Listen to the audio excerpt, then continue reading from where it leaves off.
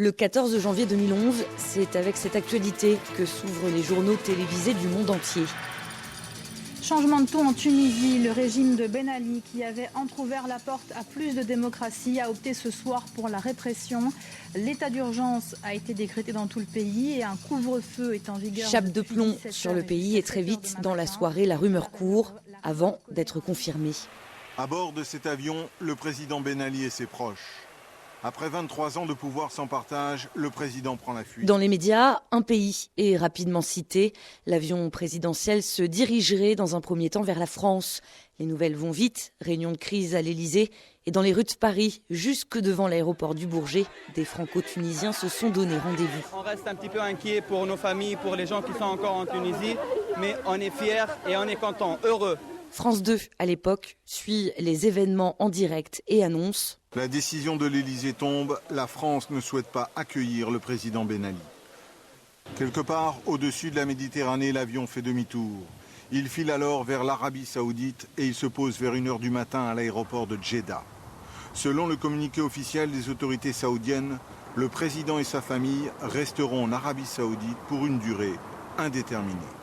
Au même moment, sur les écrans de télévision tunisiens, le Premier ministre Mohamed Ranouschi prend la parole. En considérant le fait que le président de la République ne pourra pas momentanément exercer ses fonctions, j'exerce à partir du moment l'exercice de fonctions du président de la République et j'appelle tout le fils de la Tunisie et ses filles de toutes les tendances politiques de faire preuve de civisme et d'unité pour permettre à notre pays, qui nous est cher, de dépasser cette période difficile. Le 14 janvier 2011, Ben Ali n'est plus président de la Tunisie. Cet épisode, ce fait historique, a alimenté tous les fantasmes.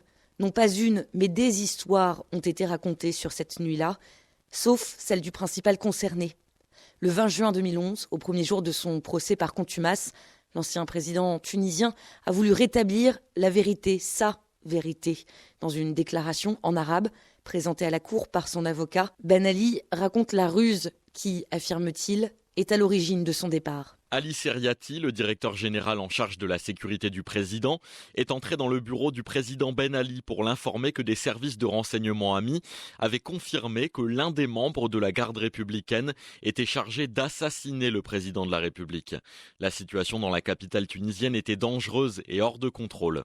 Comme un hélicoptère survolait la zone et que des sentinelles patrouillaient le littoral, il lui a demandé de permettre à son épouse et à ses enfants de partir dans l'avion prêt à décoller pour Djeddah. Ali Seriati est revenu et a insisté sur le fait que le président accompagne sa famille à Djeddah pour quelques heures afin que les services puissent déjouer le complot. Sur cette base, le président est monté dans l'avion avec les membres de sa famille, après quoi il a ordonné au commandant de l'avion de l'attendre à l'aéroport de Djeddah pour qu'il puisse revenir avec lui à Tunis.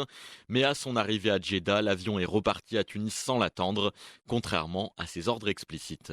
Selon ses dires, il serait donc resté à Djeddah contre son gré, mais jusqu'à sa mort, 8 ans plus tard, le 19 septembre 2019. Il chante l'hymne national.